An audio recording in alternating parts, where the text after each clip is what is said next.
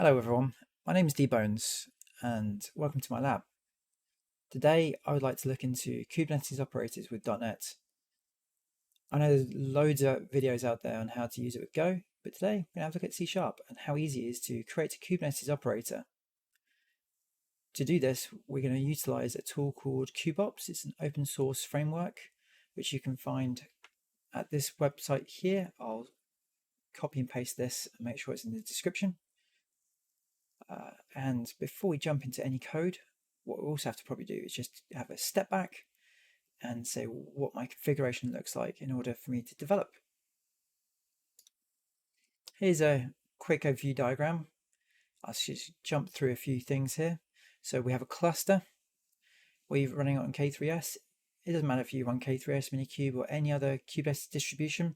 It should all work quite similar. I'm utilizing Rancher as an easy UI to see what is going on inside the cluster.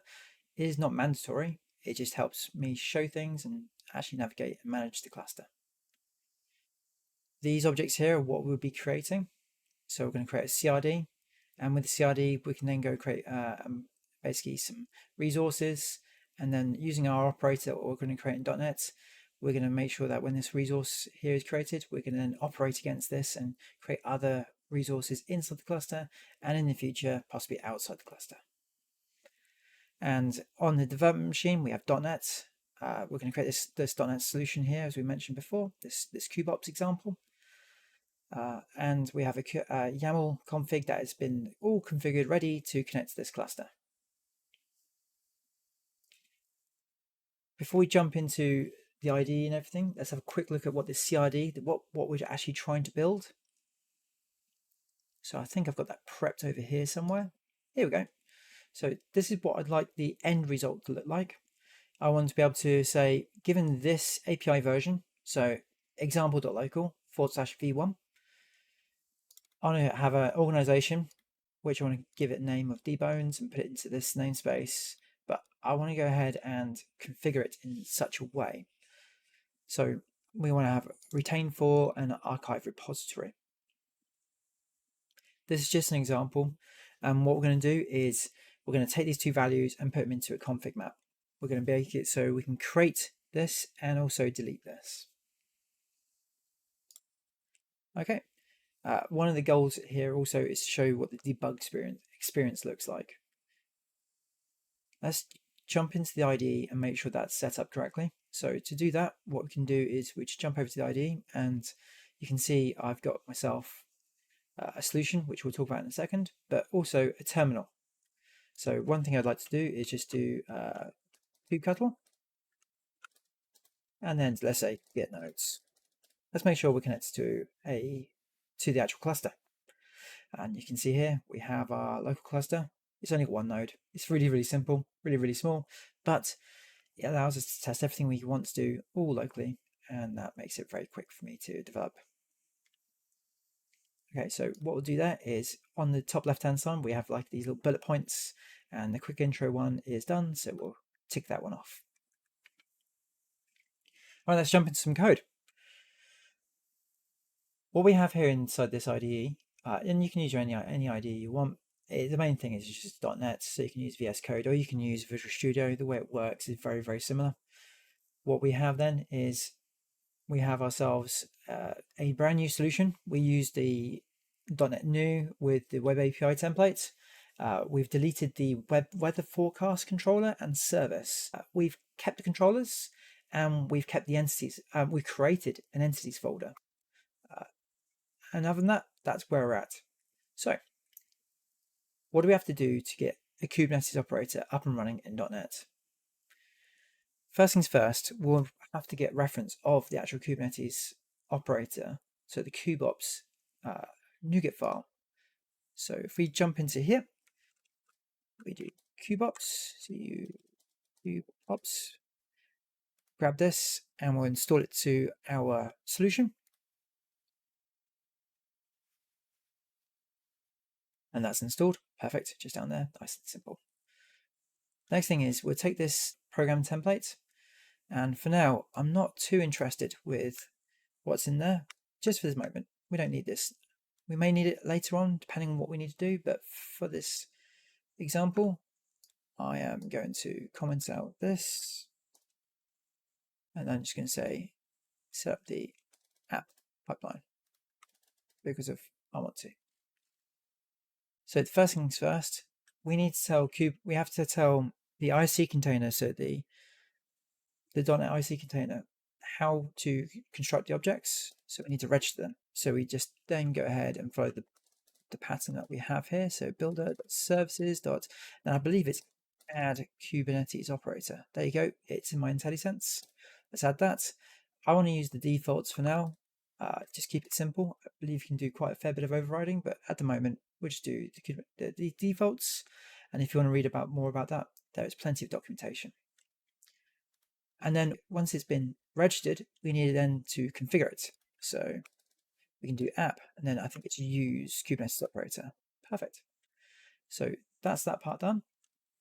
The last bit is the run. So we need to just change this, and I'm just going to say operator, run operator async. Perfect. That will then get ourselves to a point where we've just changed the way that the application runs. And as we're using the operator, it will then help us with the CLI commands that we want to use later on in this tutorial. One thing we are missing though is we need to pass in the args so you can actually see what we're trying to pass into the run command, and that's very vital. And also, as it's async, and this is a little bit naivety of myself, but as it's async, I don't think this is yet fully supported in .NET 6 in this structure. So I think that's going to be a .NET 7 thing. You're more than welcome to post in the comments that are incorrect, and there's an easy way of doing it, but I'm going to be lazy and just going to do a wait. If we go back to our desired sort of like usage scenario, we need to create a entity called an organization with 2 properties on it. So I'm just going to grab this guy for laziness. I'm going to minimize that. So as we said, we want to create an entity. So we'll go ahead and go organization. Perfect. We'll also just plonk the code just there. So we got it for reference, and we got ourselves an entity called organization. An entity inside Kubernetes is actually made of 2 different things. So we need to provide it a spec and a status. So you can see a spec here and a status as well. So I say made of 2 things. I mean, this is the 2 things we get to control. So let's go ahead and add ourselves an organization spec. So we go ahead and do public class organization spec, and we do public class organization status. So the status allows us to store anything that is the current state of the object that has not been specified in the spec file by the end user. We don't need to touch this right now, but we do need to provide these 2 properties for the end users so they can specify what they desire. And then we'll get to writing a controller that will reconcile between the desired state and the actual state, so we then back into it the desired state. Yes. Property 1. Copy both. Let's just copy the 1. So this one here was an integer, and it's retained for, and that works just like that. And we have property 2, which is a boolean. I believe it's archive repository. I'm being very lazy by just doing a few copies and pastes. Hope you don't mind that. So we now have our 2 bits that we pass in. We now need to configure this bit so it understands it is comprised of the lower 2. Excuse me. Okay, let's move forward. And what we need to do is inherit off a base class. I believe it is called something like custom Kubernetes entity, I believe. Let's have a look. Custom Kubernetes entity. I say I believe. I've got it to my left. I'm cheating slightly, but we'll skip over that fact. So we'll pretend that I know everything off the top of my head. Oh, So with the entity, we pass in the specification and the status, and that creates the structure of the object. The last thing we're missing, though, is we need to provide it some metadata so it knows the group and the API version. What we can do by that is via an annotation, and that is a Kubernetes entity. Perfect. And we want to pass in a group, which is equal to the group that we have below. So I'll scroll down again, and I'm just going to take example local. Perfect. And we need an API version, which we said is going to be v1. That there has created us an entity. So that now means that we can generate a CRD and register that with the cluster. Once it's been registered with the cluster, people can then specify this is a resource that they would like to be created. How cool is that?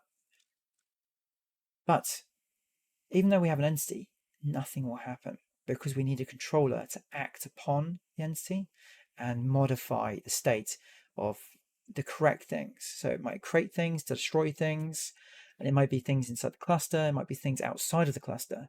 That's the beauty of an operator. So we'll go and create ourselves a controller. So we'll call it organization controller. Perfect. So we have ourselves an organization controller, and we have to implement an interface. So I believe it's iResource controller. Is that one? I believe it's this one, and it's for the organization entity. Brilliant. At this moment, in theory, this code is runnable, but all the operations will be seen as a no operator, a NOP, N-O-O-P. So N-O-O-P, yeah, that's it. And what I mean by that is if we go into the interface, you'll see that they have default implementations will allow it to be a NOP. There you go. What we would like to do is we want to be able to create and delete. So we want to reconcile state and we want to delete. Notice that both of these are async. So we'll just go ahead and make sure that we implement them correctly. So against this controller, we can then implement this. It will have to be a public. We are going to take this guy and import. And this is not TNT because we already know that this is a strongly typed interface. Perfect. Okay. So what I said we wanted to do, we can go back to the diagram just to refresh ourselves. From someone specifying this organization, we want to create a config map. So that means we're going to have to call against the Kubernetes API to create the config map. To do that, we're going to have to inject the Kubernetes client.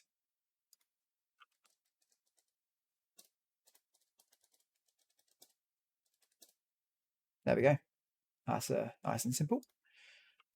Now, I only want to, let's have a look. If the object's been created, I don't want to recreate it. So I'll have a tiny bit of checking logic, not much.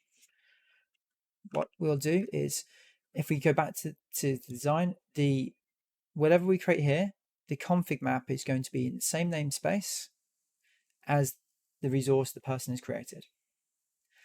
We're going to actually just name it organization. So it's not going to be configured. That's the convention that we're going to go for with this one example. So what we can do then is just give ourselves a constant string, and we're going to call it name, and we're going to call it organization. Perfect. But what we need to do is we need to grab the namespace of where we want to create the config map. So we can get that from the entity that's passed in. So we can go var namespace. As that is a reserved word, I'm just going to put the at in front of it. And then we can go entity, entity.namespace. Technically, I want to go via the metadata, and then do namespace. Namespace property. Perfect. That then gives us the namespace that the specification the end user provided us with. We can utilize the client to see if one already exists. So we can go ahead and say client get, and we're looking for a config map. And this takes in a name and also a namespace. The namespace is optional, but we want to provide it with the actual namespace we're working in. So let's pass name at namespace. And that should then go ahead and find a config map if it exists. However, we need to then say config map. One thing which may catch out a few people is this get is actually an asynchronous function. So we'll need to await that.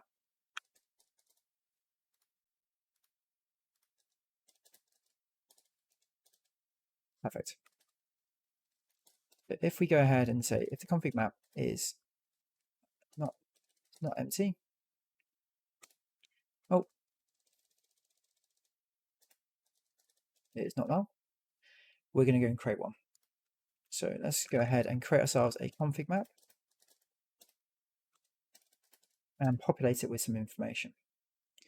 So we want to provide it some metadata. We already know that the name, oh, I typed that right. I believe it's name. Yep, name, there we go, is equal to the name. So it's going to be this organization. And the namespace is going to equal to add namespace. Perfect. All right. Now we would like to add some value, the two values that the person has specified, we need to add them to the config map. To do that, we'll just go ahead and say data equals a new dictionary, and we're going to pass in two values. So the values that we're going to pass in, oh, I should have copied them from the object. I still think I've got them as a comment down here. We'll remove this comment, but we'll actually move it across with us just for now. Clean that class up. I'm just going to put this at the bottom of this file and retain for. I'm just going to go ahead and say retain for. Perfect. And what we want to do is we're going to go ahead and set the value, which is coming from the entity. And in here, it's in the spec, and then it's retain for. As this is not a string, we're going to do toString against it, so we can store it as a string. And we'll do the same for the other value. Oh, let's bring that back. And the same for the other value.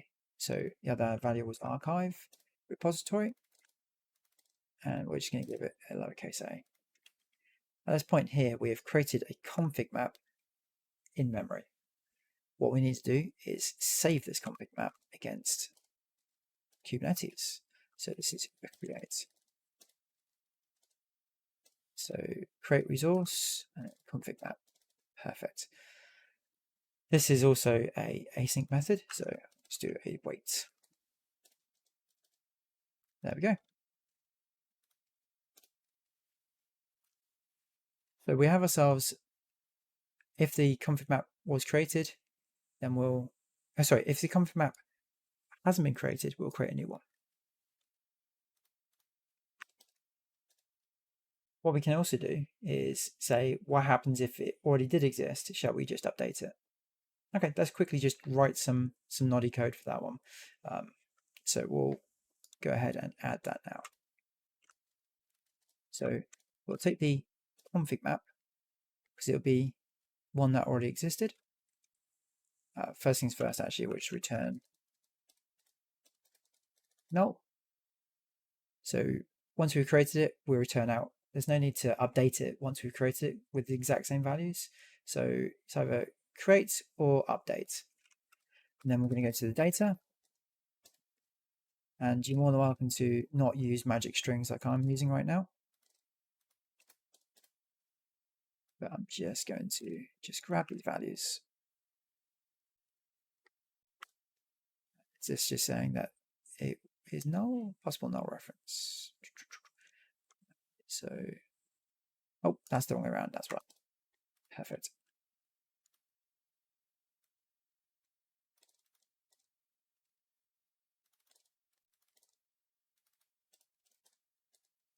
All right. At this moment now, we've got ourselves updated the config map with any information if they've updated it instead of just creating it. What we can do then is just go ahead and say client dot update. Perfect.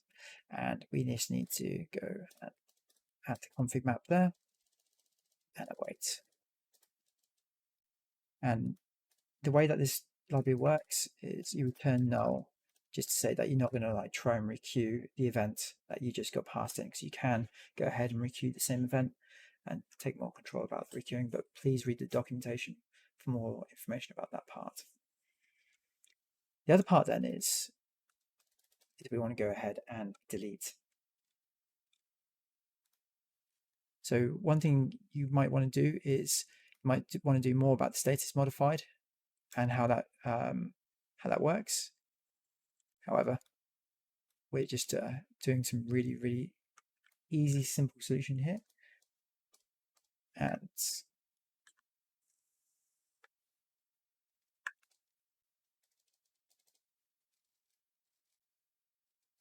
we have ourselves a public task, and that's also against the organization. Perfect. And for the delete, we can take the exact same two first lines here and we can post them here. We can then also go ahead and there we go, perfect. We can do dot delete against the v1 config map, and we can go ahead and we can go pass in the name and the namespace. We need to add the vsync and the await and a semicolon there. That is almost done. So if we just quickly look over this code, we've got ourselves the delete, we've got ourselves the reconcile, we inject the clients, and we got a controller. We need to add a little bit of like what verbs can we run against this thing. So we're going to say for the entity, it's RBAG, that one there, perfect. We want to go ahead and say for the type of organization, this type, you're allowed to do these verbs. So the verbs that we're going to do, and we're just going to say all RBAG, all. There we go. So this now allows us then to run create, delete, update, those different verbs. Okay. That should be a code complete. So if I build this solution, that's not build. That is definitely not build. There we go. So we've now got ourselves a built solution. This looks like it will work. If I run this, there actually is going to be a couple of errors. So we're going to go through them and see what happens. So let's go ahead and hit the debug button. The first one is this exception. This caught me out for a little bit, and I think this is going to be hopefully resolved in the very near future. So it's talking about that there's a missing dependency around the the iEvent queue. The good thing about it there is I'm not the only person who has seen this, and it has already been mentioned by others. So there's already an open ticket, and people are talking about this. One of the people have noticed that it does still work on version 6.3.1. So if we downgrade today to 6.3.1, we should be up and running.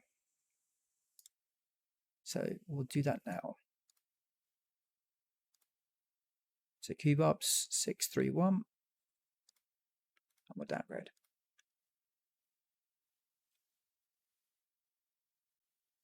Okay, so we're going to hit run now and see what happens.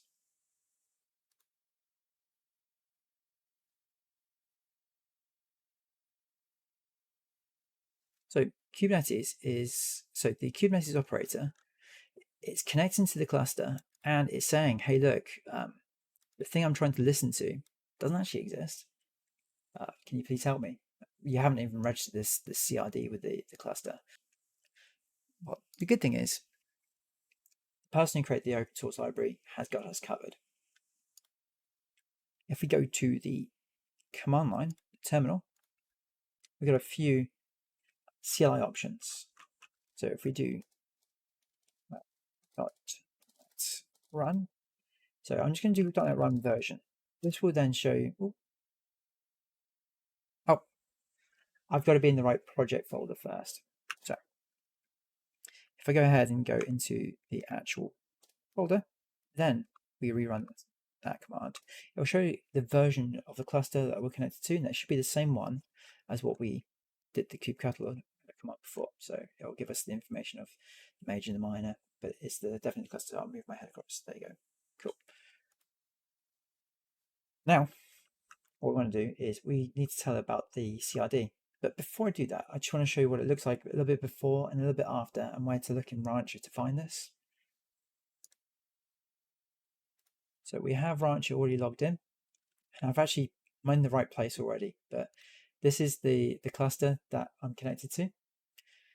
If you go down on the left-hand side, you've got more resources and then API. Under API, you have custom resource definitions. And if you go and look for local, we'll see that there's nothing registered as a CRD with the word local inside it. So to register it, what we need to do is we need to go to .NET Run and then install. This will go ahead and create the CRD for you, and it'll go ahead and register with the cluster. So in here, you can go ahead and see starting to install with the cluster. It actually tells you the cluster it's installing against, and it'll go ahead and go to say all the different CRDs that's installed into the cluster. So at the moment, you can see example.local and then organization. Perfect. If we go back to Rancher, we'll now see that local exists. And that is the definition. And in here, we can actually see we are archive repository trained for against an object called organization. Perfect. Now, what we want to do is we want to go ahead and create the actual thing. So just skipped ahead across a couple of little things here. Let's just do some tidy up. We've done the code, and we just installed the CRDs. So let's go ahead and do the debug. I always get ahead of myself, but that's all good. So to install, to debug and actually configure this organization, we're just going to hit the debug button here, and that will connect to the cluster this time. And there'll be no errors because the CRD now exists inside the cluster. What we can do is we can take that file that we had before. So I believe it's here. We can take this little guy. We can go to the cluster itself. You can do all these commands via the CLI. I'm just being very, very lazy. So if we go into the workload area, or the cluster area first, cluster area, go into namespaces, you'll see that I've already got a namespace called example space. So that already exists. So that means I can go and create this guy against this namespace, organization, with all the things that we want. We can go and create it against example space and import. That's now kicking off something, and it should be kicking off our code. Oh, I forgot to set a breakpoint. So what we can do is actually we can do a create, observe it, delete it, then we can create it again with the debug. So let's see if it's actually created it. So in here, I'm just going to go ahead and show entities for our namespace. So if we go into example, we've got one organization called dbones, and that's the one we were just looking at. If we go into storage, we should have a config map called organization, and it should have two properties. Perfect. Let's go ahead and delete the resource.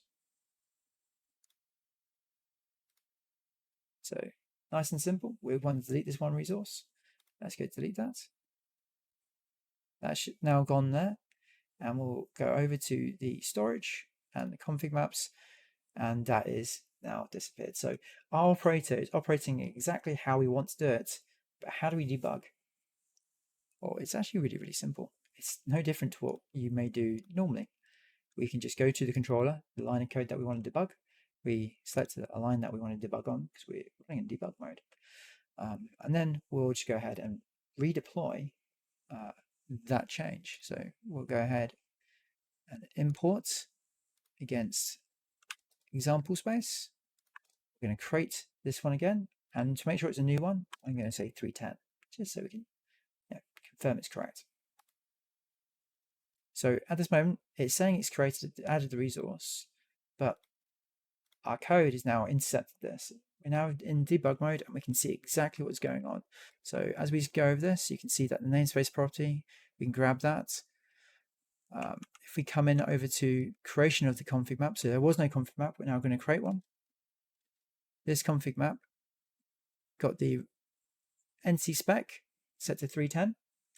It's got the archive set to true. And we're going to create that guy. And then that should, oh, I've got another thread running, so that's fine. I'll show that in a second. Let's just skip over that. So we were here, and the last thing we do is just resolve out. So I'm just going to go and hit the play button because if we've already created everything we need, but you can see the sort of debug experience. So we're going to run that. And one also thing is we're going to open up the debug window again and go to the debug output. Perfect. So while that's running in the background, I'm going to go and uncheck this guy. We're going to make sure that Rancher has the right things inside it now. So we should have, before we look at the config map, you already know the answer here. So this part here, our organization exists. And then from our operator, the storage comes in, and inside here, we got 310. Perfect. So we're adding and deleting. We're going to just have a quick look at how we modify and see what that looks like. But one thing you'll also notice is when we return null, there's no requeue requested, but reconciling happens all the time. So it will keep on calling the reconcile method throughout. So you'll keep on seeing this. If we do console, you can see that there's many reconciles. The last thing then is let's go ahead and modify the